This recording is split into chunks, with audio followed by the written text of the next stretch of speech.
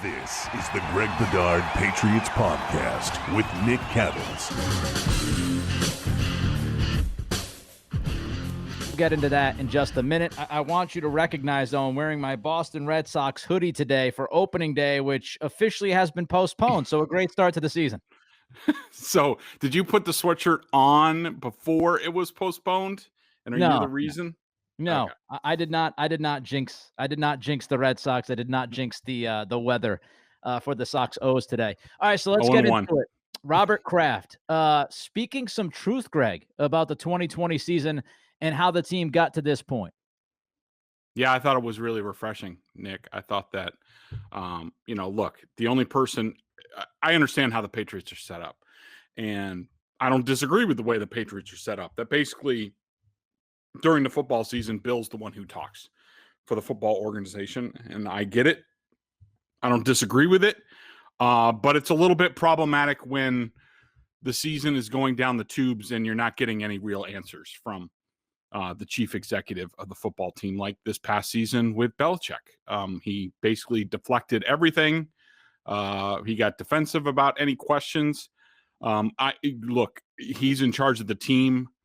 I understand pointed comments about, say, their inability to draft well the past couple of years wouldn't exactly reflect well on the players he's currently trying to coach. But there is a way to say what everybody wants said without saying it. And Bill just decides to do things the quickest way possible, the easiest way possible. I understand why he does it. I'm not criticizing him for it, but it does cause problems when the team looks like it's floundering. Where are we going? What is the direction? Things like that. And no one's answering any questions directly. And what I heard from Robert Kraft yesterday was a man who was completely honest about where the team is in a lot of different areas. We'll get into this, but I don't think his quarterback comments were something to really weigh in heavily on. But I do think that overall, I mean, him talking about, the draft specifically, the personnel, he didn't sound thrilled with having to shell out as much money as he did. And he basically admitted that the only reason they had to do that is because they didn't draft well in recent years. And he admitted what a lot of us have said, where it's not sustainable to do that. You need the draft to be the lifeblood of your team so that you can do other things. Like, you can't just every 3 years sign 10 free agents. It's just it's probably not going to happen. B, it's not economically feasible. And so I thought it was very refreshing for Robert to talk to the assembled media yesterday and really be honest. And I think, in judging from the comments at bostonsportsjournal.com from my column off of this press conference, I think on a whole, I thought the Patriots fans reacted very well to it. They're like, okay, well, at least now we know that the person in charge realizes isn't happy about it, called last season horrible, and B, thinks that the team has made correction and is moving in the right direction. That's all anybody ever wanted to hear from anybody at one Patriot place, and they heard it from Kraft, and I think it made Patriot Nation breathe a little bit easier. Not that they weren't confident in Bill Belichick rebounding in any event, but I just think it reinforced that, all right, we're still the Patriots. We had an off year, didn't go well. We're going to correct things, and we're going to get things back on track. I think it's been a good combination between Belichick and Kraft since the beginning of this relationship. They get along, reasonably well from what we know.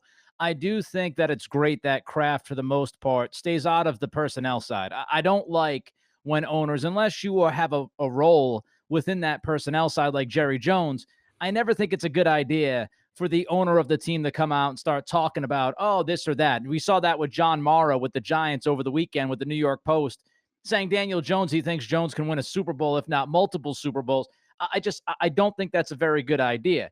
Yep. They've been able to not step on each other, which is so crucial over 2 decades for this thing to work.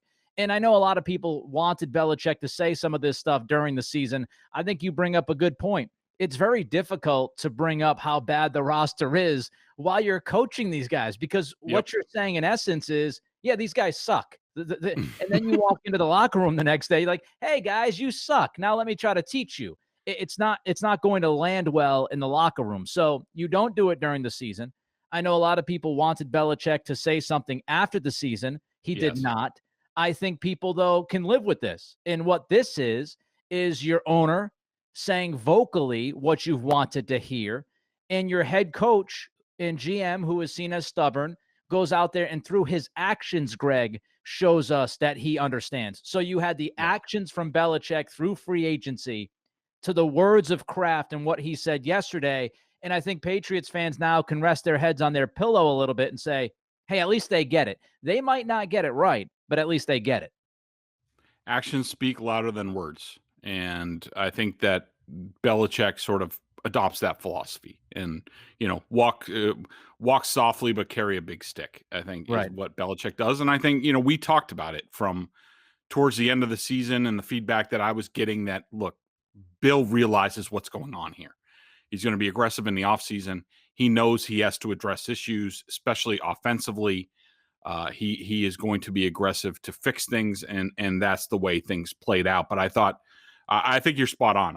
My only qualm with Belichick was, once the season's over, and this is really the way most organizations work, at your post game and I think, if I remember correctly, I think Bill only does the post game like after the finale. Like he doesn't have one, and he might have had one a couple days later. I forget. But at the season-ending presser, whenever that is, that's when you take a little bit of accountability because you know that the roster is going to change. You're not coaching these guys the next day, and I understand Bill's mentality, which is in fact, the way he is wired, which is the only thing that is important is the next game. Well, there's not another game.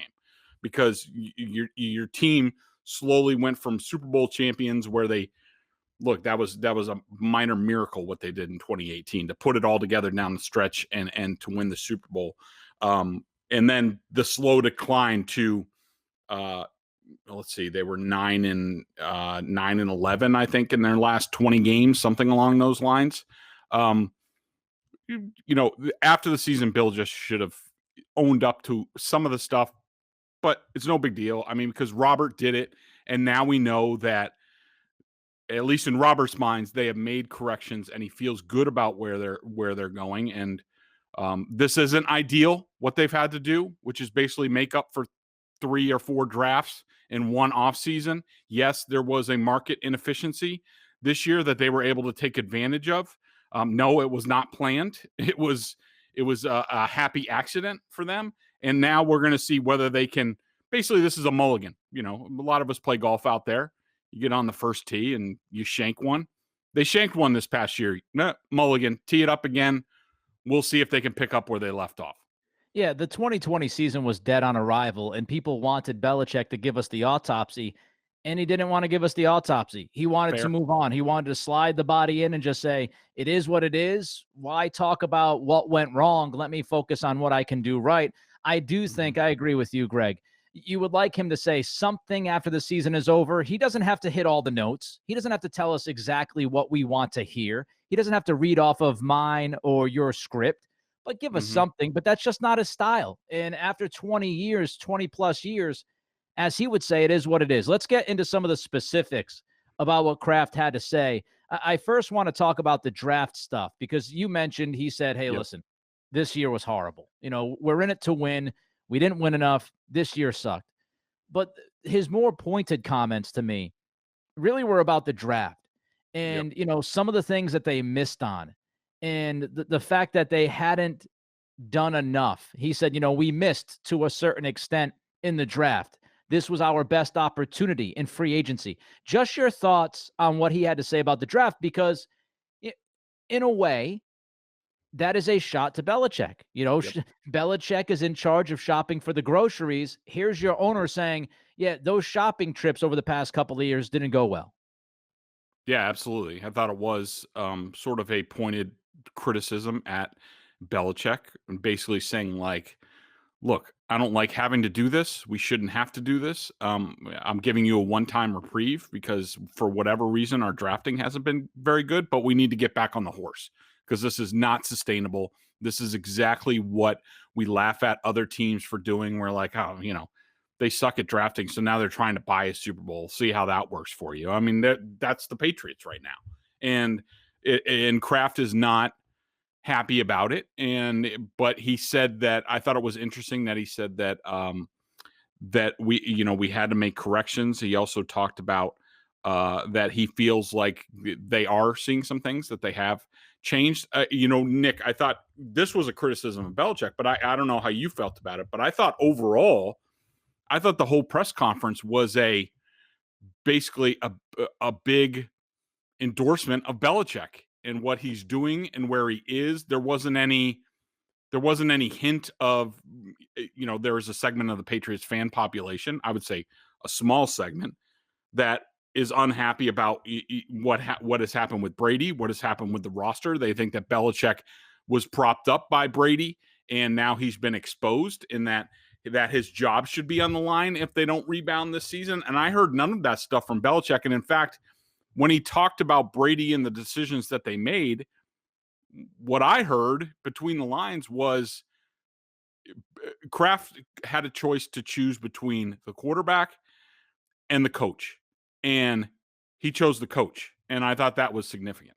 Yeah, there's no doubt. And I agree with Kraft. I mean, when you're talking about somebody who is 43 years old, no matter how great he is, and we all understand the importance of the quarterback position, but Belichick fills so many roles within this organization. And inevitably, Greg, if you believe in that guy, then you believe he's going to be able to find the next quarterback. So you put your belief in the person who's at the very top. As far as the people that, want Belichick fired or on the hot seat, they're completely unreasonable.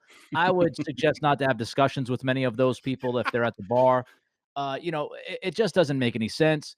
Nick, I try to stay in the meat of the Patriots fandom, because you have those two ends. You have the people, for whatever reason, don't like Belichick, his personality or whatever, or were Team Brady and want him gone. And then you have the other end of the spectrum, and we all know about that group, that the Patriots never do anything wrong, and anybody who dares even criticize or be critical or be fair or be cynical about what the Patriots are doing, they're the worst and the worst example of media and things like that. I try to stay in the very smart, the very reasonable, the very enjoyable middle of the Patriots fandom, the large fandom, and many of them, of course, are listeners to our podcast here and our members at BSJ. So I like living in that realm. Yeah, I try to stay in the same section. And when I was doing some radio for EEI during the football season, we'd have people calling and complaining about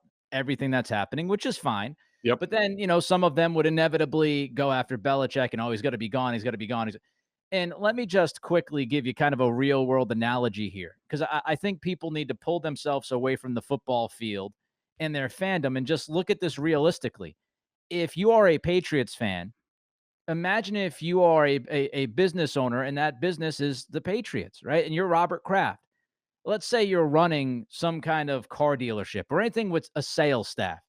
And there's a sales guy on your staff that for the past 20 years has given you nothing but the best results year after year after year after year. And if he's not the best in the country, he's at least top 3 in the country. He's giving you all these sales results.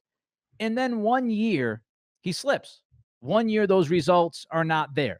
If you are running that business, if you are running that sales staff, are you getting rid of the guy who had 20 years of unbelievable, unparalleled sales success because of one down year? No, you're not. Hell no. Nobody, no matter what business you're talking about, nobody would say Bill Belichick or sales guy X, saleswoman X, nobody would say that person's job was in jeopardy because of one down year. And by the way, it was 7-9.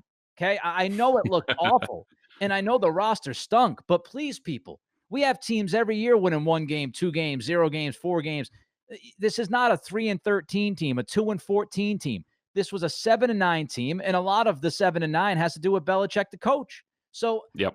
I just think people got to relax with that. I do want to dive into what you kind of just mentioned. You touched the outer edges of it. I want to dive deep into it because I know at the end of the year, you talked about the Patriots, you talked about Belichick and how they approached the draft and what their philosophy was. And you had said during one of these podcasts, from what you had heard behind closed doors, things were going to change. And I think Kraft hit on that.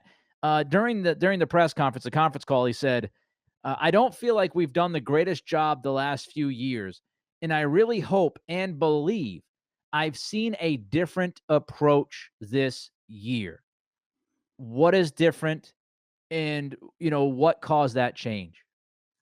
It's a great question, Nick. And I don't think anybody is going to be able to provide you with the clear and ultimate answer on this. And the best I can do is piece it together from different sources that I've talked to.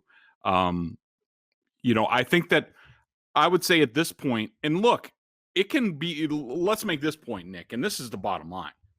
It can be all hunky-dory right now, and they can be doing different things. But the only thing that matters is what happens during the NFL draft. Yep. Because what we've seen in the past and why the Patriots got here is that Bill goes rogue. That under the clock on game day, as opposed to a football game on draft day, he reverts back to his comfort areas, which are, number one, relying on his gut instinct, which I think he's great at identifying NFL. Give him NFL film and NFL players. He'll 9 out of 10 times he's going to pick the right guy, even if you've never heard of him. When it comes to college, it's a lot tougher projection. And the only thing that matters ultimately is what Bill does on draft day. Is he going to continue to listen to his gut, to his friends? Is he going to, instead of, if the game plan is we're going to improve offensively, use the first 3 picks on defense again? Then a lot of this stuff is moot. But I will say this, from what I have heard around the organization, it is more of a collective sort of effort in terms of the draft or in terms of their evaluation. And this goes to free agency also. You have Belichick is somewhat involved. Dave Ziegler is taken over for Nick Caserio. He is somewhat involved. Elliot Wolf has been promoted within the organization and is now sort of works in concert with Dave Ziegler. Matt Patricia is back working more in personnel than anything. And that sort of collective is, I would say it's a little bit different than what they've done in the past. I wouldn't say it's a huge departure because you did have Caserio and you had other guys, Austin Fort, and some of the other guys who have left in recent years. But so far it has been a collective. The coaches are getting involved in things now, which is the normal timing for things. The next month, the coaches will, and a lot of NFL organizations run like this, Nick. And let me explain this real quick to people. So what happens is basically like through free agency, the college staff works on the draft. Like they do all the homework. They're out there scouting. Right. They're at the pro days. Once free agency is over, then for the month before the draft, that's when the coaches get involved and grind a lot more film. Not that they haven't yet, but they get a lot more involved. And then you come to a consensus as an organization.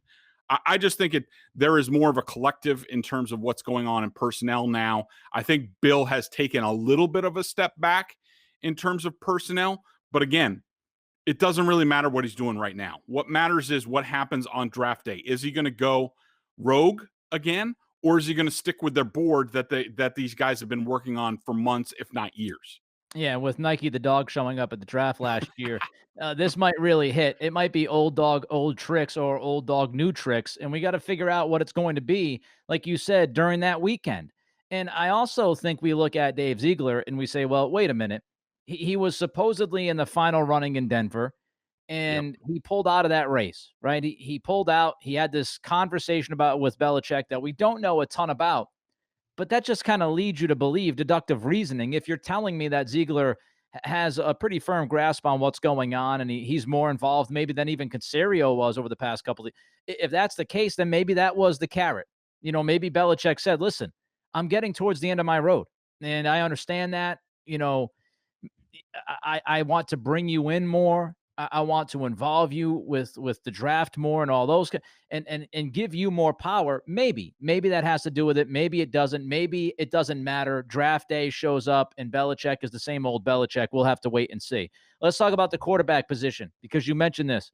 Robert Kraft sounded like he made some excuses for Cam for sure, talking about COVID, talking about how he wasn't surrounded with enough talent. What do those excuses for not only Cam, but also Jarrett Stidham mean, do you believe, in the big picture, Greg? Nick, in my opinion, I don't think they mean much. I think, look, they signed Cam Newton. They did enjoy the Cam Newton experience off the field last year. Jarrett Stidham is on the roster. I think Kraft is just commenting on the quarterbacks that they have. And in all likelihood, both of them are going to be on the roster at the end of the day. And so it behooves him to speak well of them. I don't think he's going to get up there and say, after they just re-signed Cam Newton, to be like, I can't believe they re-signed that guy. I mean, look what he did last year. So I don't put a lot of stock in the words. I also don't think that Kraft, when it comes to the inner workings of the roster in terms of, and maybe this might surprise people, I don't think Belichick is like discussing, I don't think Kraft's asking like, what's the plan at quarterback? Yeah. I just don't think it works that way in this organization. Bill just does what he does. They know it wasn't good enough last year. How much is that on the quarterback? How much of it was on personnel? All that stuff. But I don't think Kraft is that involved. They don't have a lot of deep conversations about the quarterback position. I think Kraft is just going off of Cam's on the roster. We've re-signed him. Jarrett Stidham's still here. We haven't seen a whole lot of them. Last year was COVID, all this stuff. Maybe they can both be better this year. And I don't think it's unreasonable for Kraft to say those things about either of those players. Yeah, and he kept the door open, right? I mean, he was asked about the quarterback position in the future. He said, this guy touches the football 70 times a game. We want to make sure that we have something solidified there. Yep. So he did kind of leave the door open to let us know that he understands the right now might not be the answer even a month from now. Yep. He did kind of leave that door open. He also showed no regrets about Tom Brady, Greg. Yeah, I was a little bit surprised by that. And aside from what we talked about earlier with that, I also think that what I heard was sort of a Kraft that at the end of the day, when it came to that negotiation with Brady over his contract, I think that Kraft was kind of not done with Brady, but he was just like, look, I think he just sort of threw his hands up at the end of the day, like between Belichick's not going to give you the contract extension. I know you want this X, Y, and Z. You're not going to get it from us. I'm not really thrilled that after you sort of we'll get into this with the BSJ member question, but when basically Brady, he didn't make a power play when it came to Garoppolo. It's just, that happened at the time. It was weird timing. But look, Kraft backed Brady at that point in time. And then for Brady, according to one of the books, I think it was The Franchise or whatever book came out, that I think like a year later, Brady and Giselle are telling Kraft that they don't want to be here anymore. And I think at that point in time, Kraft was just like, what? We just traded our future quarterback, your successor, because you wanted us to show you loyalty. And now you're coming around and you're saying you're done here after I just did that. Like, I think at that point in time, Kraft was just like, look, at the end of the day, I'm going to let you do whatever you want and dictate your own future. I'm just throwing up my hands. I love you, Tommy, but I'm sort of sick of dealing with this. And if you want to leave, you can leave. I'm not going to anchor you here anymore.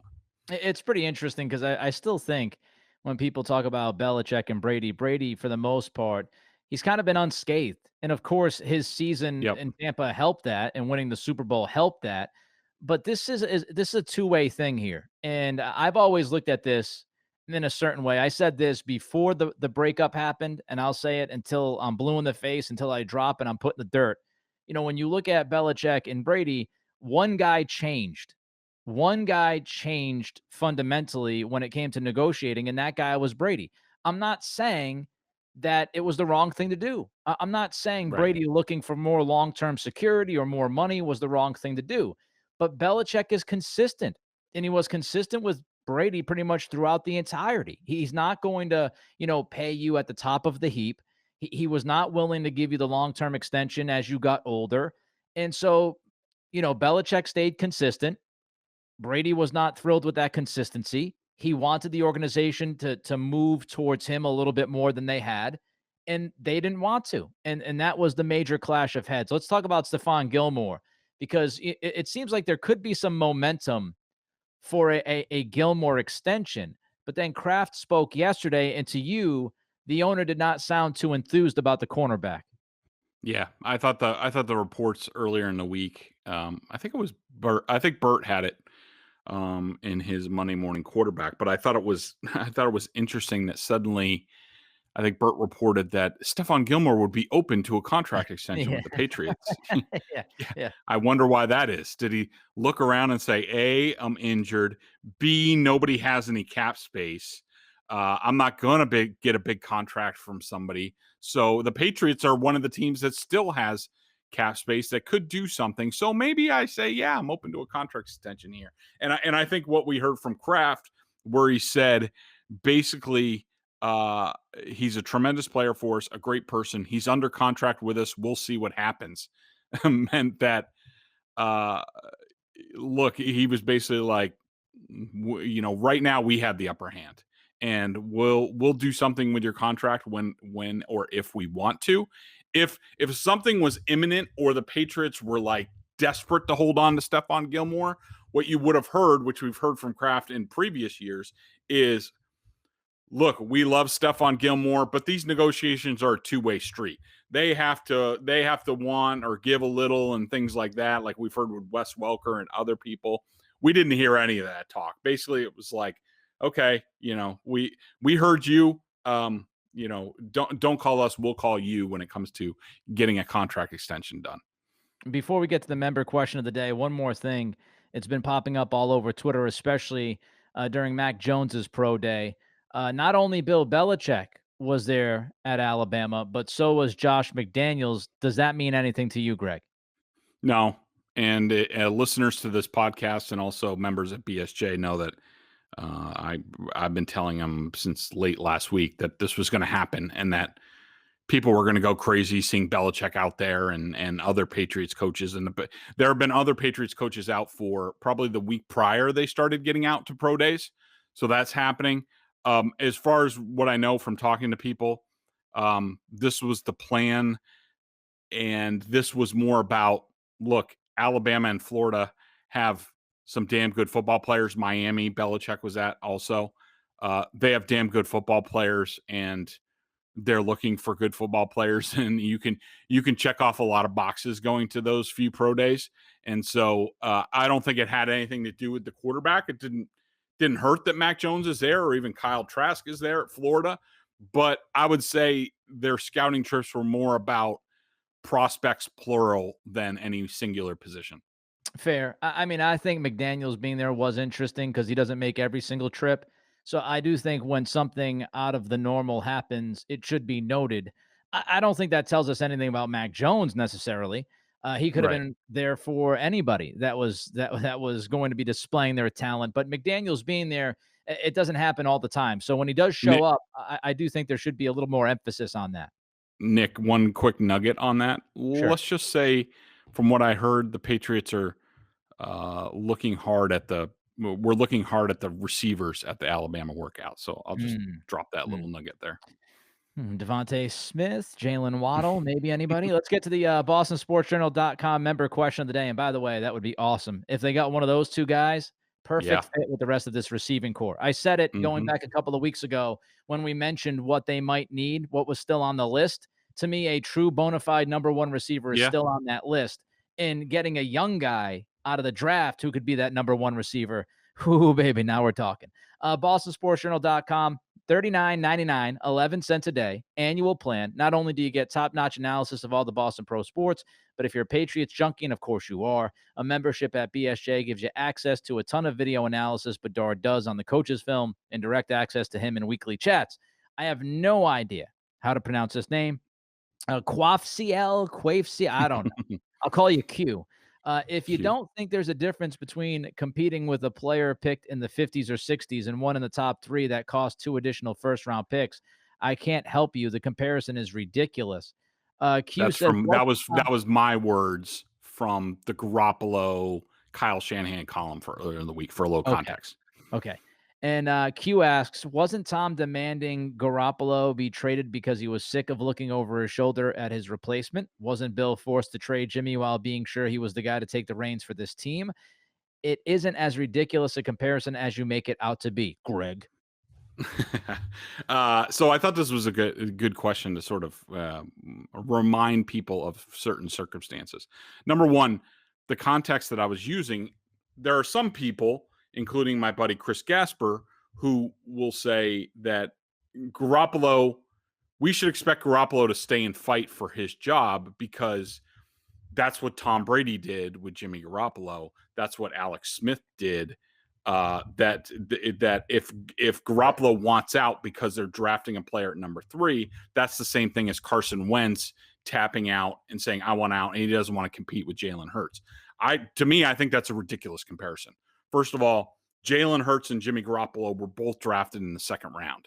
When you draft somebody in the second round, nobody expects in the next couple of years that you're going to have competition for your job. They're basically saying, we're trying to get a guy ready for the future, which is totally reasonable all the time. I don't care who your quarterback is. That NFL team should be in the business of that. Back to Tom and Garoppolo. Number one, I want to clear up some misconceptions. Number one, Tom did not demand Garoppolo get traded. And first of all, that didn't happen until what? Was that Garoppolo's 4th year that he got traded? I think it was, if I remember correctly. But so that was 4 years down the road. Tom did not demand for Garoppolo to be traded.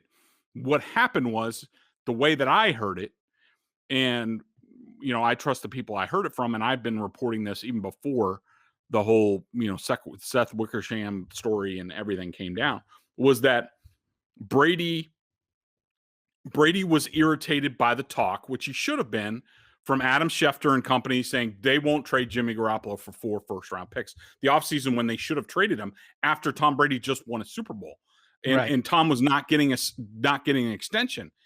Tom was irritated about, and he should have been, that what more do I have to do to prove to you that I'm here for the next 3 or 4 years? Why aren't I getting an extension? Where's the loyalty? For all I've done for this organization, why are they talking about they're not trading Jimmy? That means if you're not trading Jimmy, that means you're getting rid of me.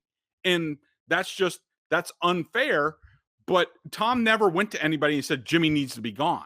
Well, he wanted the contract extension. If the Patriots gave him the contract extension, he wouldn't have given 2 stuffings whether Jimmy was here or not.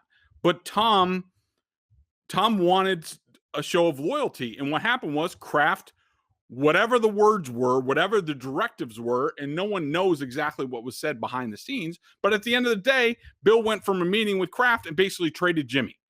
Now, I think that they just basically said, look, you can't franchise Jimmy. We're not going to let you franchise him. So you need to make a decision. You can, something along those lines. And once that was determined, Bill's like, well, now I need to trade him or I'm not going to get anything for him other than like a 3rd round pick. And so Tom never demanded that Garoppolo be traded. That did not happen. And the other thing wasn't Bill forced to trade Jimmy while being sure he was the guy to take the reins for this team? That's not entirely true either. Like I just said, that, there could have been more discussion. I mean, once that decision, Bill should have traded Jimmy that offseason, offseason before. Absolutely. He should have traded him then, gotten a boatload for him. That was when his demand was highest in that offseason. Then he should have given Tom Brady a contract extension that would have lasted through 2022. Those things should have went on. Bill wasn't forced to do anything. He could have done all of that. He chose not to. That's on Belichick. This has nothing to do with Brady or Kraft, and I just wanted to make that clear. He chose not to, in my estimation, because he didn't believe that Brady was going to continue to do what he's been doing. Which is valid. And I think that's, and a lot of people, when you have hindsight, it really helps, right? You look back, Yes. of course you have 2020 when you look back. But if you're in Belichick's position at that moment, you are responsible for the future of this organization. And if you give a long-term extension to a guy who's going into his 40s or is already in his 40s Yep. and it doesn't work out, well, then what the hell, right? Yep. And not only that, then you have Brady who's aging, who's on your cap. Then you're still in the same position they're in right now, trying to find the next quarterback. So, Belichick, we look back, he made the decision. He got it wrong because Brady defied all odds and Yep. continues to defy Father Time. But I can't blame Belichick for making that decision because I would have made the same decision. It's easy to sit back and say, oh, he blew it. Look at Brady winning Super Bowls. Yeah, okay. If you were in that position and you had the responsibility for this organization for the next 10 years, and you looked at the long history, we know Belichick knows the history of the league like the back of his hand. He's looking at it going, yeah, I love Brady, and he's still playing at a level that's good enough. But I can't sit here and say at the age of 44 he's going to be doing the same thing. And I have a tough time blaming Belichick for that decision. We can all agree that it ended up being the wrong decision, but I can't, in real time, I can't blame him for saying that. I just can't. Greg Bedard Patriots Podcast. If you do give two stuffings about this podcast, you want to subscribe, rate, and review it for us, please. He's Greg. I'm Nick. We'll talk to you next time. Everybody have a great weekend.